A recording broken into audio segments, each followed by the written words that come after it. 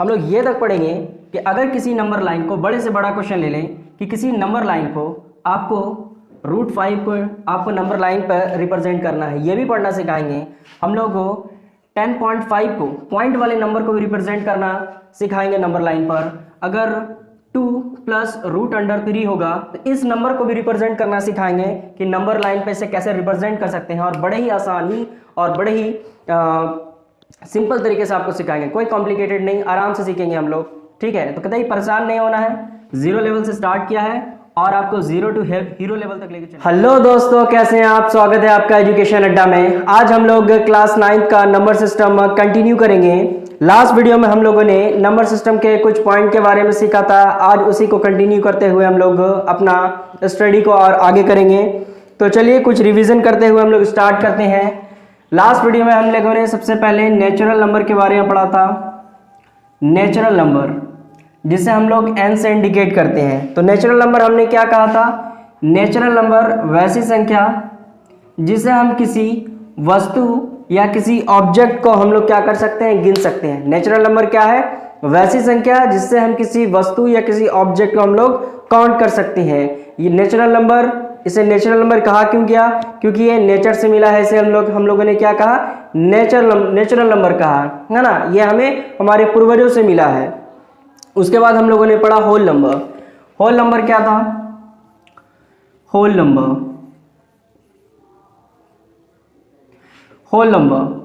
Number ये जो है आपका W से इंडिकेट करते हैं। इसे हम लोग W से इंडिकेट करेंगे। होल नंबर है क्या? वैसा नेचुरल नंबर जो 0 से स्टार्ट होता हो। वैसा नेचुरल नंबर जो 0 से स्टार्ट होता है उसे हम लोग नेचुरल नंबर कहते हैं। और लास्ट वीडियो में हम लोगों ने कहा था कि वैसा नेचुरल नंबर जो 0 से स्टार्ट होता है उसे होल नंबर कहते हैं। तो होल नंबर के बारे में हमने कहा था कि नंबर जो है बहुत सारे नंबर हैं, 1000 है, लैक्स है, 1 लाख, यानी कि इनफाइनाइट नंबर है। तो हर एक नंबर को फिगर में लाना था, क्योंकि हम ये जान रहे थे कि इसे हम लोग क्या कहते हैं, इस फिगर को हम लोग 1 कहते हैं, इस फिगर को 2 कहते हैं, इस फिगर को 3, इस फिगर को 4। इसी तरीके से हम लोगों ने 9 तक के नंबर को हम लोगों ने फिगर में लाया। उसके बाद और भी नंबर को फिगर में लाने के लिए हमने अलग अलग सिंबल का यूज किया होगा। तो इस डिफिकल्टी को, इस परेशानी को दूर करने के लिए आर्यभट्ट साहब ने क्या किया?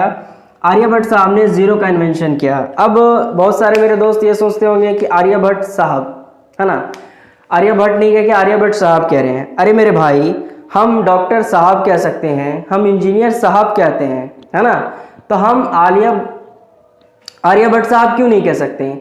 डॉक्टर क्या करते हैं? डॉक्टर इन्हीं आर्यभट्ट साहब के कुछ चीज़ों को, मैथ्स को समझ करके या पढ़ करके क्या करते हैं? डॉक्टर बनते हैं और आपको परेशानियों से, आपको बीमारियों से बचाते हैं। तो आप कहते हैं डॉक्टर साहब, है ना। इंजीनियर साहब, घर बन जाता है तो क्या कहते हैं? इंजीनियर साहब। तो एक अच्छे पोस्ट पे कोई होता है तो आप क्या करते हैं? उसको साहब ला के बात करते हैं। हम लोगों ने तो इससे बहुत कुछ सीखी है। इंजीनियर हो, डॉक्टर हो, चाहे एजुकेशन फील्ड में कुछ भी हो, कोई कितने बड़े पोस्ट पे क्यों ना हो, हम लोग कहते हैं डीएसपी साहब। तो ये डीएसपी बने कहाँ से? अरे इन्हीं से तो बने। इनके ही कुछ चीज़ों को पढ़ के, इनके ही इन्वेंशन को पढ़ करके ये साहब बने हैं। तो ये जिन्होंने ये इन्वेंशन किया है, इनको हम साहब क्यों नहीं कहें? तो एक रिस्पेक्टफुल, किसी एक रिस्पेक्ट देने के लिए हम लोग क्या कहते हैं? साहब का यूज करते हैं।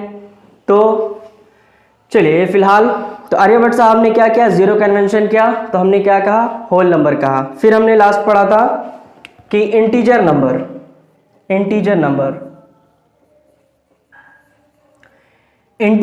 को हम लोग Z से इंडिकेट करते हैं। इंटीजर नंबर को Z से इंडिकेट करते हैं। और हमने कहा था कि इंटीजर नंबर जो है 2 तरीके के होते हैं, एक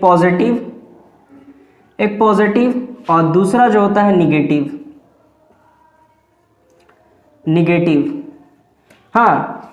एक धनात्मक, एक ऋणात्मक। एक धनात्मक यानी प्लस और एक ऋणात्मक, एक माइनस। इस पे हम लोगों ने नंबर लाइन पे भी कुछ सवाल लिया था। आज जो हम लोग स्टार्ट करेंगे वो रियल नंबर। रियल नंबर से ही आपका 9th क्लास का सारा कहानी स्टार्ट है। और हमने लास्ट वीडियो में भी कहा था और आज भी हम कह रहे हैं कि हम लोग कतई ज़ीरो से स्टार्ट करेंगे। बहुत ज़्यादा हाई लेवल का क्वेश्चन स्टार्ट डायरेक्ट नहीं करेंगे। डायरेक्ट एनसीईआरटी क्वेश्चन या आर एस अग्रवाल या बड़े बड़े जो राइटर हैं उनका डायरेक्ट क्वेश्चन नहीं लेंगे, पहले बेस।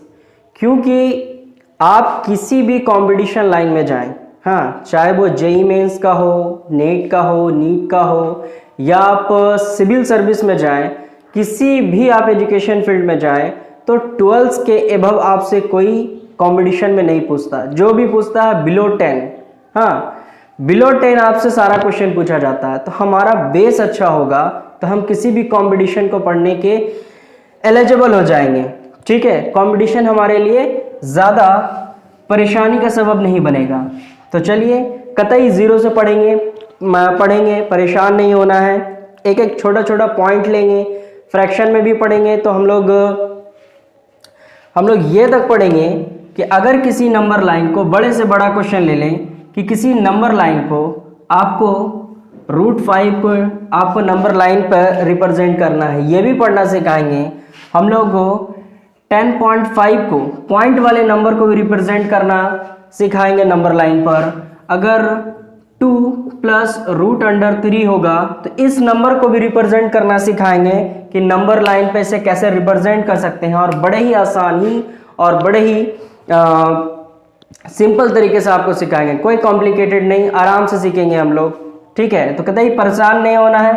0 लेवल से स्टार्ट किया है और आपको 0 to हीरो लेवल तक लेके चलेंगे। आपको बस अपने भाई के चैनल को लाइक करना है, सब्सक्राइब करना है और अपने दोस्तों को भी शेयर करना है। आइए हम लोग सबसे पहले स्टार्ट करते हैं रियल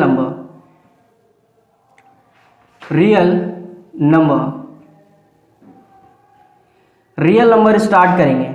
ठीक है, रियल नंबर को हम लोग जो है आर से ही इंडिकेट करते हैं। रियल नंबर को हम लोग आर से इंडिकेट करते हैं। उसके बाद देखते हैं कि रियल नंबर जो है, रियल नंबर 2 पार्ट होता है। रियल नंबर में आपको 2 पार्ट मिलेगा। पहला रेशनल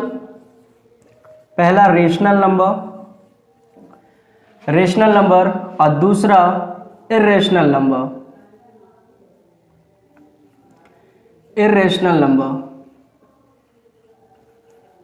पहला रेशनल नंबर, दूसरा इर्रेशनल नंबर के बारे में हम जानेंगे। रियल नंबर क्या है? रियल नंबर भी आपका इंटीजर की तरह एक कॉम्बिनेशन है। किसका कॉम्बिनेशन है?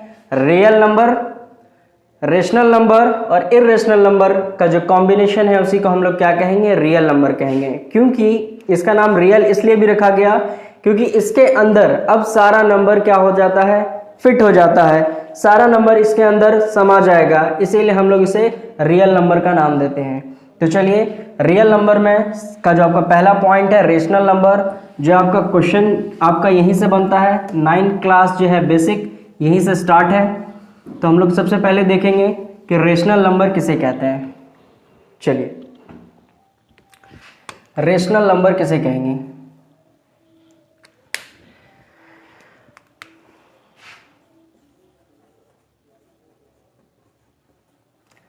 रेशनल नंबर है क्या? What is a rational number? Rational number the number of form p/q is called rational number. ये तो हो गया definition. The number of form p/q, हाँ, if p and q are integer number, हाँ, q not equal to 0। ये हो गया आपका डेफिनेशन। और ये डेफिनेशन आपको अलग अलग बुकों में और अलग अलग तरीकों से मिल सकता है, लेकिन हम समझते हैं कि रेशनल नंबर है क्या। कह रहा है आपका क्वेश्चन या आपका डेफिनेशन कह रहा है कि अगर किसी नंबर को p/q के फॉर्म में लिख दें, किसी को फ्रैक्शन के फॉर्म में लिख दें। ये क्या है? फ्रैक्शन का फॉर्म है। अगर किसी नंबर को p/q के रूप में लिखे, हाँ, वैसे नंबर को हम लोग रेशनल नंबर में रखते हैं। ठीक है, अब आपको ये समझना है, ऊपर वाले नंबर को हम लोग कहते हैं नोमिनेटर और नीचे वाले नंबर को कहते हैं हम लोग डोमिनेटर। ठीक है, ऊपर वाले नंबर को नोमिनेटर और नीचे वाले नंबर को डोमिनेटर कहते हैं। फिर आपसे एक और चीज इसमें गिवन है क्या है कि ये जो नंबर होगा ये इंटीजर नंबर होगा। ये कैसा नंबर होगा? P और Q कैसा नंबर होना चाहिए? इंटीजर नंबर होना चाहिए। और आपने इंटीजर नंबर का कॉन्सेप्ट लिया है कि इंटीजर नंबर है क्या? इंटीजर नंबर सर -1 से लेकर के इन्फिनाइट +1 तक, यानी पॉजिटिव टू नेगेटिव जितना नंबर होगा वो इंटीजर नंबर कहलाएगा। तो ये कैसा नंबर होगा? इंटीजर नंबर होगा। अब ये कॉन्सेप्ट क्लियर हो गया कि यहाँ पर आपका प्लस में भी हो सकता है, माइनस में भी हो सकता है। क्या हो सकता है? प्लस में भी हो सकता है, माइनस में भी हो सकता है। तो चलिए देखते हैं कि P/Q के फॉर्म में कैसा होगा। क्या इसे हम लोग लिख सकते हैं 1/5? जी हाँ लिख सकते हैं। क्या इसे हम लोग लिख सकते हैं -2/7? जी हाँ लिख सकते हैं। ये भी क्या है? एक इंटीजर नंबर है, ये भी इंटीजर नंबर है। क्या इसे हम लोग लिख सकते हैं 105/206? हाँ, तो हम इसे किस में लिख रहे हैं? फ्रैक्शन के फॉर्म में लिख रहे हैं, P/Q के फॉर्म में लिख रहे हैं। तो ये सारा नंबर क्या कहलाएगा? ये सारा नंबर जो आपका है ये आपका रेशनल नंबर कहलाएगा। ये नंबर क्या कहलाएगा? रेशनल नंबर कहलाएगा। क्लियर है? अब हम लोग देखेंगे रेशनल नंबर में कि क्या नेचुरल नंबर जो है क्या वो रेशनल नंबर है? क्या नेचुरल नंबर जो है वो रेशनल नंबर है?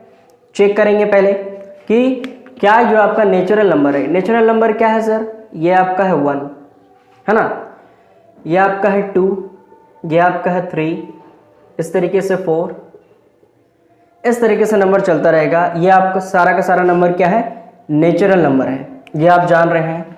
क्या आप इसके नीचे अगर 1 दे दें, इसके नीचे भी अगर 1 दे दें, इसके नीचे भी 1 दे दें और इसके नीचे भी 1 दे दें, तो क्या इस नंबर पे कोई फ़र्क पड़ेगा? तो आप कहेंगे नहीं, इस पे कतई कोई फ़र्क नहीं पड़ने वाला। ये अगर 1 है तो डैट मीन्स ये 3 है। ये 2/1 है, डैट मीन्स इसका मतलब ये 2 है। 1/1 है, इसका मतलब ये भी क्या है? अभी भी ये 1 है ना। अभी भी ये कैसा है? ये 2 है, ये 3 है, हाँ ये 3 है, ये 4 है। इसके नीचे भी अगर हम 5/, करते हैं चले जाएं तो भी ये क्या होगा? ओरिजिनल अपने फेस पे होगा। ये 1 ही कहलाएगा, ये 2 ही कहलाएगा, ये 3 ही कहलाएगा। इसका मतलब है कि डोमिनेटर में अगर हम 1 लिख दें तो उस नंबर पे कोई फ़र्क नहीं पड़ता। अगर हम 2/1 लिखते हैं डैट मीन्स ये आंसर जो आएगा 2 ही आएगा। ये बात तो आपको पता ही होगी। तो आपने देखा कि यहाँ P/Q के फेस में आ रहा है एक नेचुरल नंबर, है ना। आपने ये क्या लिखा था? आपने लिखा था कि ये नेचुरल नंबर है। आपने इसको लिखा कि ये नेचुरल नंबर है। अब ये नेचुरल नंबर किस फॉर्म में आ गया? P/Q के फॉर्म में आ गया। P/Q के फॉर्म में आ गया, तब इसे हम कह सकते हैं कि every natural number is a rational number. Clear है? कभी कभी अटक जाते हैं, इस पर ध्यान मत देना मेरे भाई।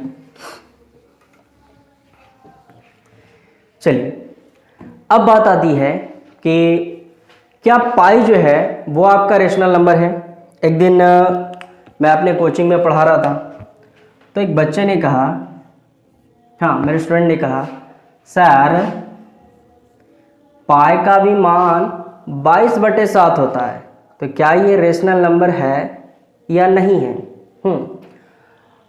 एक्चुअली आपको बता दूं कि मैं जो प्रॉपर भागलपुर का हूँ, भागलपुर बिहार का हूँ। मैं ये होम टाउन जो है मेरा भागलपुर है।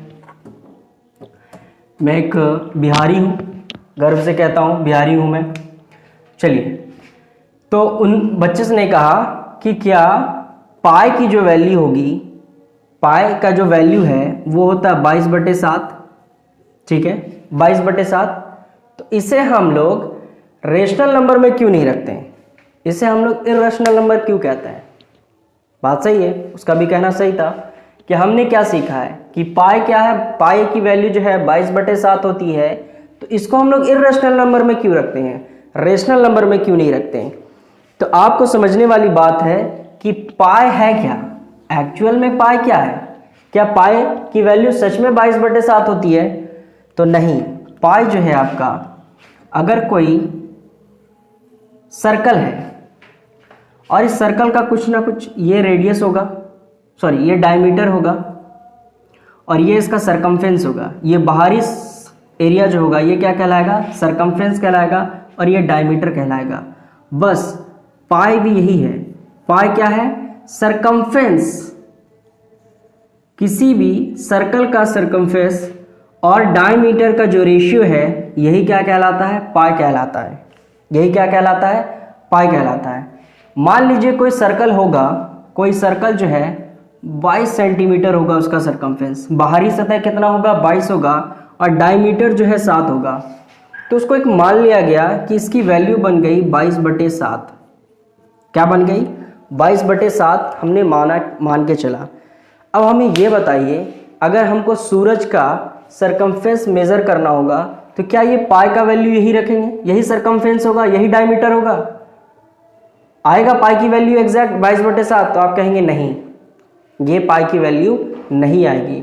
तो हमने पाई की वैल्यू ऐसा मान के रखा है कि ये पाई की वैल्यू होगी। तो पहले क्या हुआ कि पाई का प्रॉपर वैल्यू नहीं निकलता था, पाई का प्रॉपर वैल्यू नहीं निकलता होगा। लेकिन आपको जान के और मुझे बताते ये बड़ी ही खुशी होगी कि हमारे हिंदुस्तान के ही ग्रेट मैथमेटिशियन जिन्होंने पाई का एग्जैक्ट वैल्यू दिया, पाई का एग्जैक्ट कैलकुलेट किया वैल्यू, पाई के वैल्यू को, उनका नाम है रामानुजन।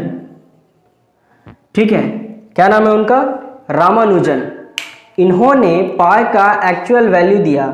ठीक है, बहुत सारे मैथमेटिशियन गुजरे जिन्होंने पाई का एक्चुअल वैल्यू नहीं दिया है। ठीक है, लेकिन इन्होंने ये हिंदुस्तान में चेन्नई के रहने वाले हैं, चेन्नई के रहने वाले हैं रामानुजन साहब ने क्या किया, रामानुजन साहब ने पाई की एग्जैक्ट वैल्यू खोजी, है ना, मिलियन ऑफ डेसिमल में पाई की वैल्यू को खोजा और बताया। तो चलिए ये हिस्सा है आपका इर्रेशनल का, जब इर्रेशनल पढ़ेंगे तो हम लोग वहाँ भी डिस्कस करेंगे। फिलहाल आपको ये बात याद रखनी चाहिए, एज ए हिंदुस्तानी, हम एक इंडियन होकर हमें ये पता होना चाहिए कि हमारे हिंदुस्तानियों का कहाँ कहाँ योगदान है। आर्यभट्ट साहब ने एक ऐसे चीज़ का इन्वेंशन कर दिया कि आज पूरी तमाम दुनिया जो चल रही है इस ज़ीरो के बदौलत चल रही है। अगर ज़ीरो नहीं होता तो हम एक्चुअल फिगर नहीं दे पाते किसी भी नंबर का। चलिए फिर उसके बाद हम लोग देखते हैं, हमने क्या पढ़ा कि every natural number is a rational number. जितना भी नेचुरल नंबर है वो क्या है, रेशनल नंबर है। अब बात आती है, हम लोग इंटीजर नंबर के बारे में बात करें कि क्या इंटीजर नंबर या क्या होल नंबर। अच्छा, अगर आपका नेचुरल नंबर बन गया रेशनल नंबर, तो क्या होल नंबर नेचुरल नंबर बनेगा? तो आप कहेंगे बेशक बनेगा, है ना। आप 0/1 भी लिखेंगे तो क्या होगा, आंसर 0 ही आएगा। तो ये किस में, P/Q के फॉर्म में आया, तो आप कहेंगे कि every whole number is a rational number. अच्छा, रेशनल नंबर का जो खोज किया है, या रेशनल नंबर नहीं, रेशनल नंबर इरेशनल के बारे में बाद में बात करेंगे। अभी जो टॉपिक है उस पर ही बात करते हैं हम लोग। तो हमने देखा कि जितना भी होल नंबर है वो भी क्या कहलाएगा, रेशनल नंबर कहलाएगा। चलिए उसके बाद आते हैं इंटीजर नंबर पर। क्या जितना भी इंटीजर नंबर है वो होल नंबर है? तो आप कहेंगे हाँ, जितना भी होल नंबर है वो इंटीजर नंबर है। इंटीजर नंबर आप क्या लिखेंगे, आप लिखेंगे 1 2 3 4। अगर इस तरीके से गए फिर आप लिखेंगे -1 -2 -3, इस तरीके से जाएंगे। तो फिर आप इसको यहाँ भी कर सकते हैं 1 1 1 1 1 1। तो आप देखते हैं कि जितना भी इंटीजर नंबर है वो क्या कहलाएगा, रेशनल नंबर कहलाएगा। तो यहाँ पे 3 पॉइंट बनता है। पहला कि every natural number is every rational number is a rational number, every whole number is a rational number, और every integer number is a rational number. अब मैं एक फिगर बनाता हूँ, उस फिगर से आपका सारा बात क्लियर हो जाएगा। चलिए सबसे पहले हमने पढ़ा नेचुरल नंबर के बारे में। फिर ये नेचुरल नंबर जो है होल नंबर में आया, ठीक है, होल नंबर में आया। फिर ये होल नंबर किस में आ गया, इंटीजर नंबर में आ गया, ठीक है, इंटीजर को जेड से इंडिकेट किया। और ये सारा नंबर जो है, ये सारा नंबर रियल नंबर में आ गया, ये सारा नंबर रियल नंबर में आ गया, क्योंकि सारा नंबर, सारा का सारा नंबर इस रियल नंबर के अंदर आ रहा है, तब हमने कहा, तभी इसका नाम हमने क्या रखा, रियल नंबर रखा। क्लियर है? ये फिगर देख के आपको कॉन्सेप्ट क्लियर हो रहा है? चलिए आप एक फिगर को, इसको एक बार उतार लें, उसके बाद इसका नोट्स बना लें।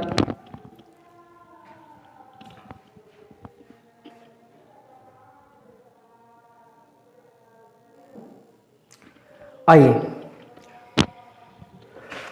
अब और कुछ बातें समझते हैं कि रेशनल नंबर में क्या क्या पॉइंट बन सकता है। रेशनल नंबर में आप लोग को एडिशन सीखेंगे।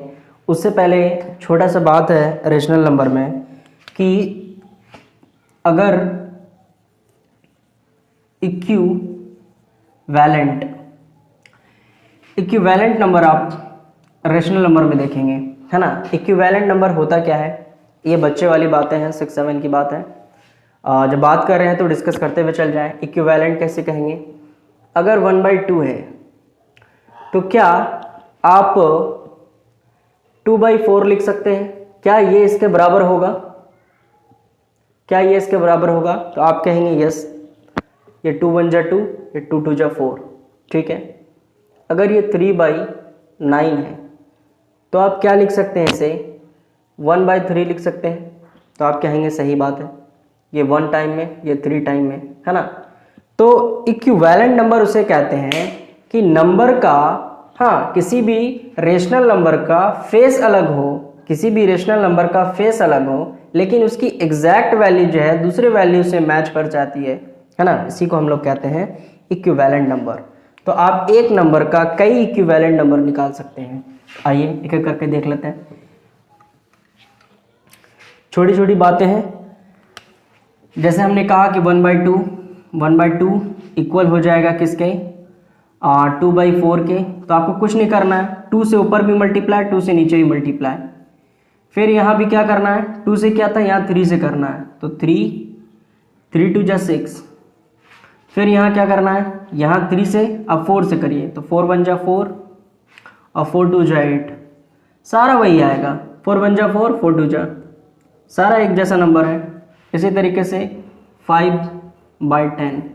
इस तरीके से आप बहुत सारा इक्विवेलेंट नंबर निकाल सकते हैं, इनफिनाइट नंबर तक आप इक्विवेलेंट नंबर निकाल सकते हैं। तो इसे कहेंगे इक्विवेलेंट, है ना। एक नंबर दूसरे नंबर के क्या है, इक्विवेलेंट है। तो चलिए ये इक्विवेलेंट की बात हुई। अब हम पढ़ेंगे कि एक रेशनल नंबर को सिंपलाइज या सिंपल फॉर्म में कैसे चेंज करते हैं। एक नंबर को सिंपलेस्ट फॉर्म में कैसे चेंज करेंगे।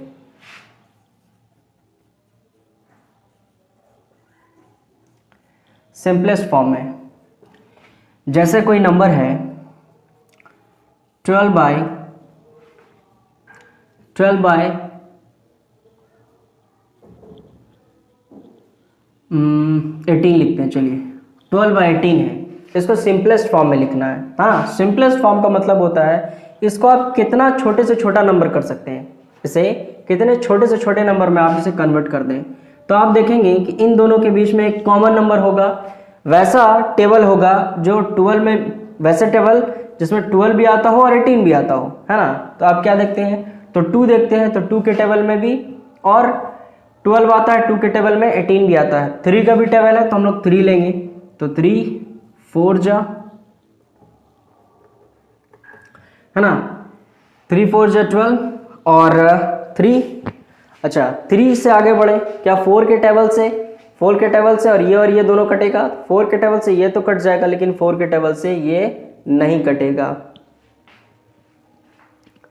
तो यहां क्या देखेंगे आप लोग, 3 4 जा और 3 के टेबल में 3 6 जा 18, ठीक है। क्या ये और छोटा होगा, हाँ ये और छोटा हो सकता है, ठीक है। अगर हम लोग यहाँ डायरेक्ट 6 ले लेते तो 6 से भी कट जाता, एक छोटा छोटा करके दिखाते हैं।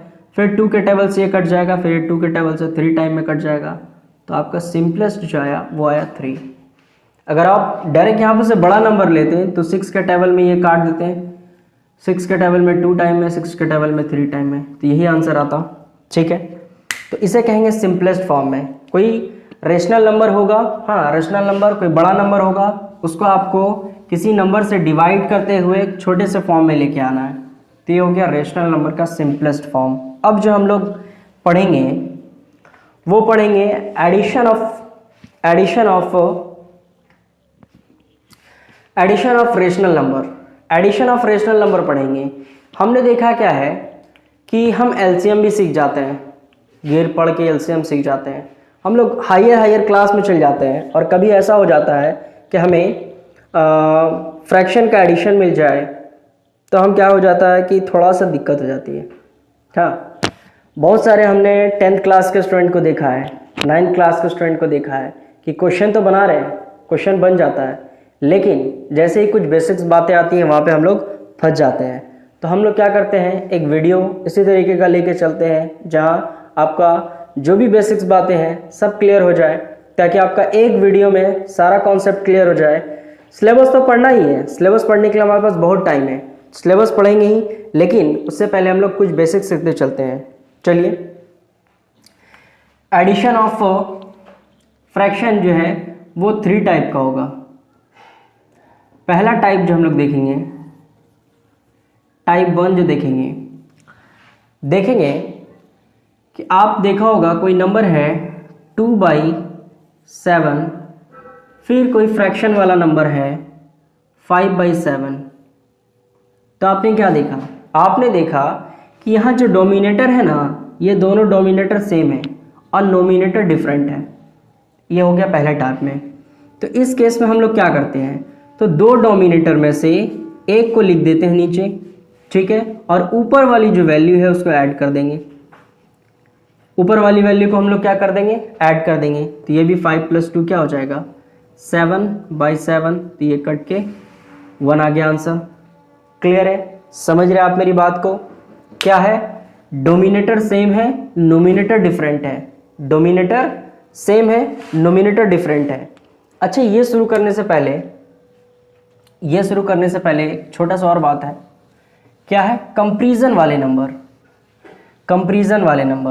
हमने कंपैरिजन कराया था प्लस और माइनस वाले नंबर, माइनस वाले नंबर को, कि -2 और -1 और -2 में कौन बड़ा होगा। तो हमने कहा था कि माइनस में जो सबसे छोटा होगा वही बड़ा होगा। लेकिन आज जो हम लोग डिस्कस करेंगे कि रेशनल नंबर, अगर कोई रेशनल नंबर, 2 रेशनल नंबर है और आपसे कह दे कि कौन छोटा है कौन बड़ा है, देखिए दिक्कत कहाँ पे आएगा। दिक्कत आपको जब कहीं पर साइन देना होगा ना, तो देखना होगा कि जो नंबर बड़ा है उसी नंबर का हमको साइन देना है। इसीलिए हमें कंपैरिजन वाले नंबर भी जान लेने चाहिए कि रेशनल नंबर में कौन नंबर छोटा होता है, कौन नंबर बड़ा होता है। हाँ, तो पहले उसको देख लेते हैं, उसके बाद एडिशन हम लोग पढ़ेंगे। चलिए देखते हैं कि अगर मान लीजिए कोई नंबर है 2/7 और फिर कोई नंबर है 5/7, सेम क्वेश्चन दिया हमने, बस प्लस का साइन हटा दिया। अब आपसे पूछता है कि बताइए 2/7 बड़ा है या 5/7 बड़ा है। तब आप ध्यान देना कि इसका डोमिनेटर सेम है क्या। तो आप देखेंगे हाँ, डोमिनेटर दोनों का सेम है। डोमिनेटर क्या है, दोनों का सेम है। जब दोनों का डोमिनेटर सेम है, तब आप क्या देखते हैं कि ऊपर वाली वैल्यू में से कौन बड़ा है। ऊपर वाली वैल्यू में यानी नोमिनेटर में कौन बड़ा है। नोमिनेटर में 2 और 5 में 5 बड़ा है, इसका मतलब ये पूरी वैल्यू बड़ी हो जाएगी। समझ रहे हैं आप मेरी बात? अगर आप मेरी बात समझ रहे हैं तो एक और क्वेश्चन लेकर के अपना कॉन्सेप्ट क्लियर करते हैं। चलिए, अगर एक हम लोगों ने और क्वेश्चन ले लिया 8/9 और 7/9, 8/9 एंड 7/9। तो 8/9 और 7/9 में कौन बड़ा है। तो आप सबसे पहले ये देखेंगे कि डोमिनेटर में कौन नंबर बड़ा है, डोमिनेटर में कौन बड़ा है। डोमिनेटर में देखेंगे कि डोमिनेटर दोनों सेम है, डोमिनेटर में कोई बड़ा ही नहीं है, दोनों इक्वल है। तो डोमिनेटर दोनों इक्वल है, तब हम नोमिनेटर को चेक करेंगे कि नोमिनेटर में कौन बड़ा है। तो नोमिनेटर में 8 बड़ा है, इसका मतलब ये पूरी वैल्यू बड़ी हो गई। क्लियर है? अगर आप मेरी बात समझ पा रहे हैं तो इस तरीके से एक और क्वेश्चन लेते हैं, आपका और कॉन्सेप्ट क्लियर हो जाएगा। अगर 1/115 है और 3/115 है, तो आप क्या करेंगे, देखेंगे डोमिनेटर में कौन बड़ा है, ये भी सेम है, ये भी सेम है, सॉरी उल्टा लिख दिया, 150 लिखना था, 105 लिख दिया। तो ये भी सेम है और ये भी सेम है, दोनों इक्वल है। तब आप क्या देखेंगे कि नोमिनेटर में कौन बड़ा है, नोमिनेटर में ये बड़ा है, तो ये पूरी वैल्यू बड़ी हो जाएगी। आई होप ये बातें आपको समझ में आ रही होगी। अगर आप मेरी ये बात समझ पा रहे हैं तो हम एक स्टेप और बढ़ते हैं। एक स्टेप आप पहले से उतार लेंगे, ज़्यादा कॉन्सेप्ट क्लियर रहेगा। ये कंपैरिजन वाला नंबर है, देखिए। तो इसके आगे और देखते हैं हम लोग कि कॉन्सेप्ट और क्लियर हो जाए आपका।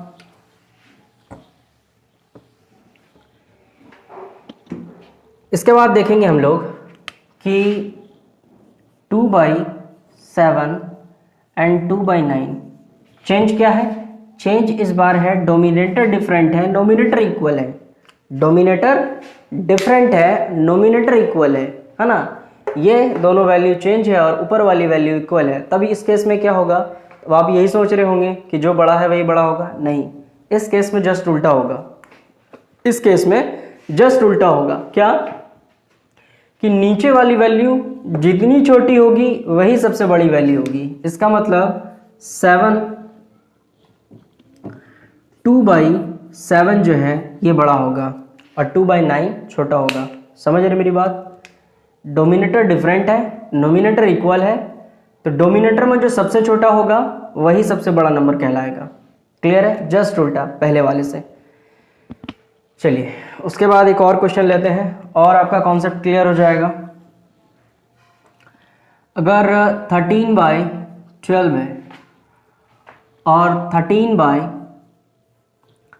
है, तब आप क्या देखते हैं कि यहाँ भी डोमिनेटर सेम है, ये दोनों डोमिनेटर सेम है, दोनों नोमिनेटर सेम है, डोमिनेटर क्या है, डिफरेंट है।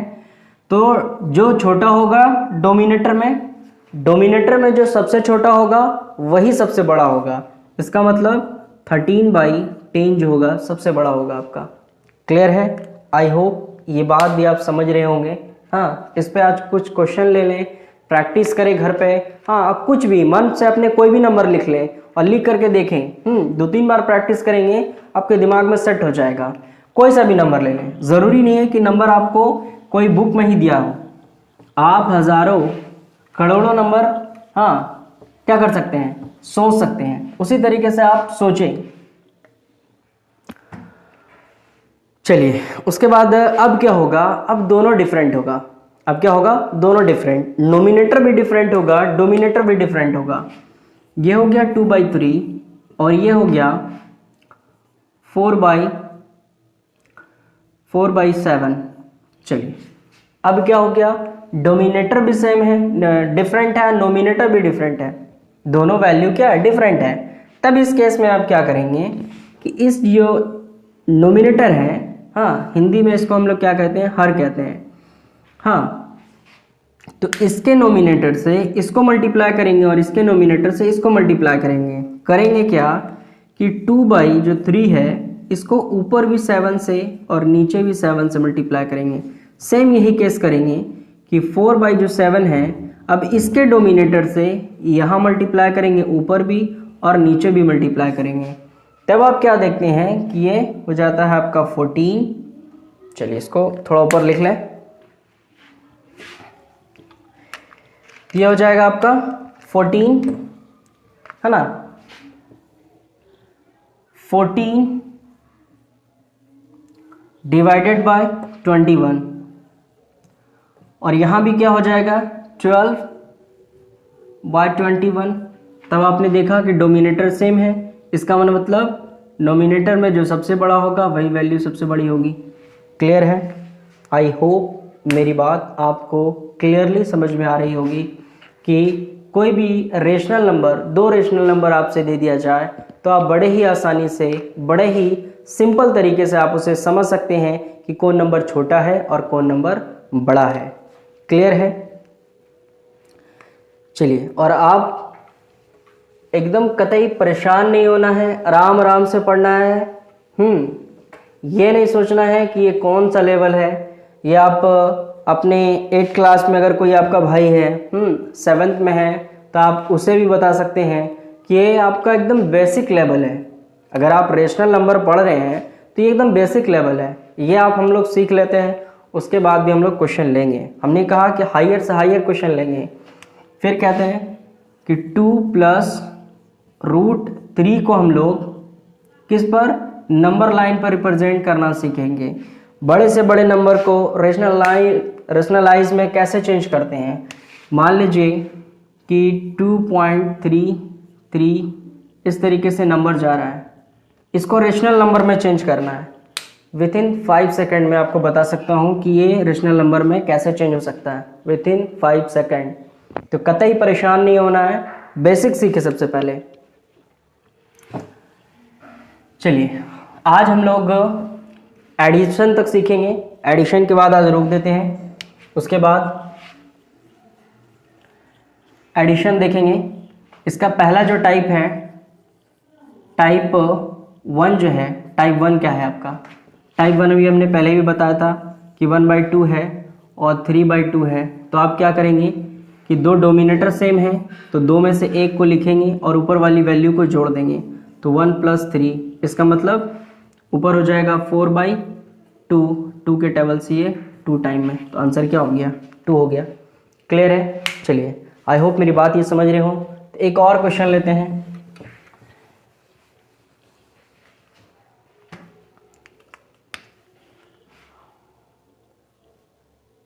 (105 + 10 /12 है ना। ये हमने लिया कि 112/12, 105/12, 10/12, ये आपका क्वेश्चन है। अब आपको क्या करना है, अब आपको इसका वैल्यू फाइंड करना है। आप देखेंगे डोमिनेटर सेम है तो दो में से एक वैल्यू को यहाँ लिखना है, फुल डिवीजन का साइन देना है, दो में से एक वैल्यू को यहाँ लिखना है। ठीक है, समझ रहे आप मेरी बात? फिर ऊपर वाली वैल्यू को ऐड कर देना है, यानी 105 + 12 दोनों को ऐड कर देंगे।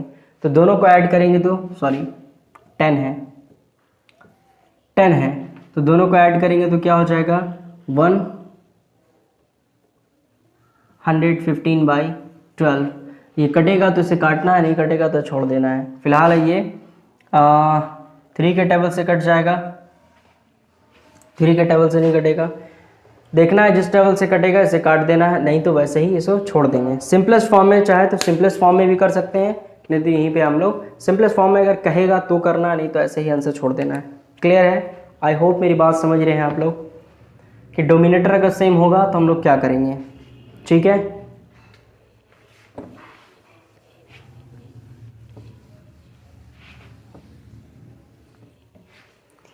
एक क्वेश्चन आप लोग के लिए, आप लोग बनाना घर पे कि 115/200 + 17/200।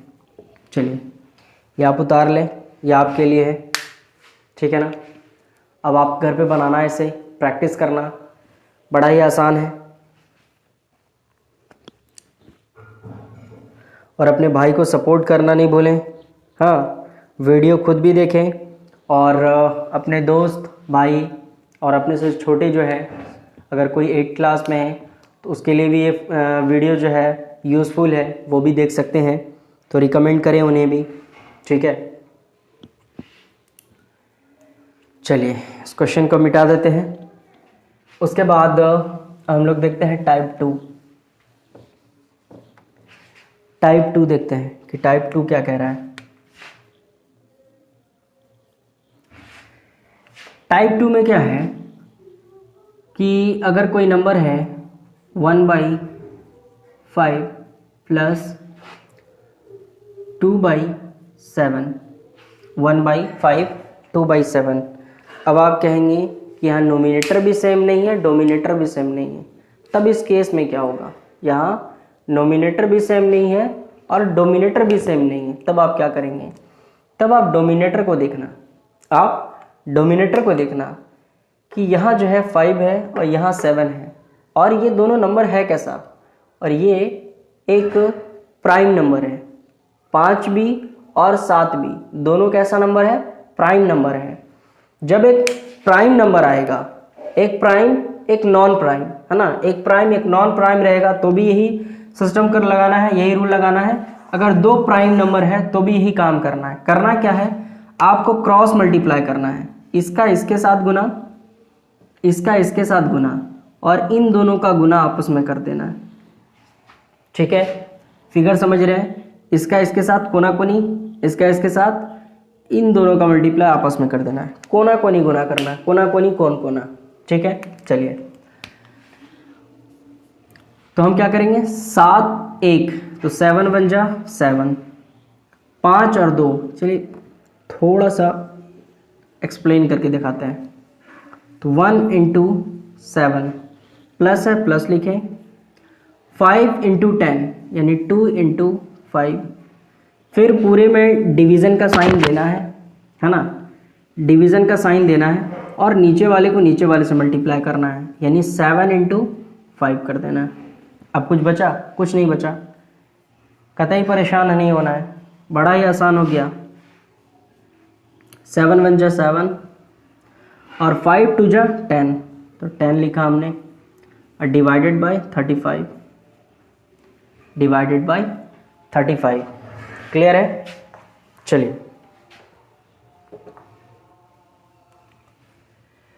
उसके बाद क्या करें, 7 और 10 दोनों को ऐड करेंगे तो क्या आ जाएगा, दोनों को ऐड करेंगे तो 17/35 आंसर आ जाएगा, 17/35। आई होप ये बात आपको बहुत ही अच्छी तरीके से समझ में आ रही होगी। ठीक है, चलिए अगर ये बात भी आप समझ गए, एक और क्वेश्चन लेते हैं और अपने कॉन्सेप्ट को अच्छे से क्लियर करते हैं।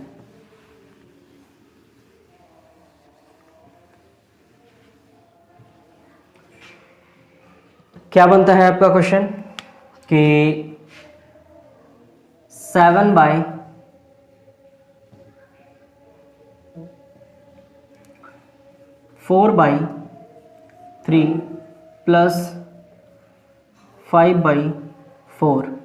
तो आपने क्या देखा, एक प्राइम नंबर एक नॉन प्राइम नंबर। तो हमने देखा कि एक प्राइम एक नॉन प्राइम दोनों एक दूसरे के टेबल में नहीं आता है ना। तो जहाँ 2 प्राइम नंबर हो या एक प्राइम एक नॉन प्राइम हो, ऐसे केस में हमें क्या करना है, क्रॉस मल्टीप्लाई करना है, कोना कोनी गुना करना है और नीचे वाले को नीचे वाले से। डोमिनेटर पे ध्यान देना है, नोमिनेटर में क्या है ध्यान ही नहीं देना है, नोमिनेटर में क्या है वो ध्यान नहीं देना है, डोमिनेटर पे ध्यान देना है कि डोमिनेटर में एक प्राइम एक नॉन प्राइम या दोनों प्राइम नंबर है, तब आप क्या करें, क्रॉस मल्टीप्लाई करें, एलसीएम मेथड यूज नहीं करें। ये आपको क्या पड़ेगा, आसान पड़ेगा। तो 4 को 4 से गुना करेंगे तो 16 हो जाएगा, 3 को 5 से गुना करेंगे तो 15 हो जाएगा, 15 डिवाइडेड बाय नीचे वाले को नीचे वाले से, तो 4 तिया 12, है ना। तो 15 और 16 दोनों को है, तो 5 और 6 11 के, 1 6 5 and 6 11 के, 1 and 1 2 and 3 31 डिवाइडेड बाय 12। यही हो गया आपका आंसर।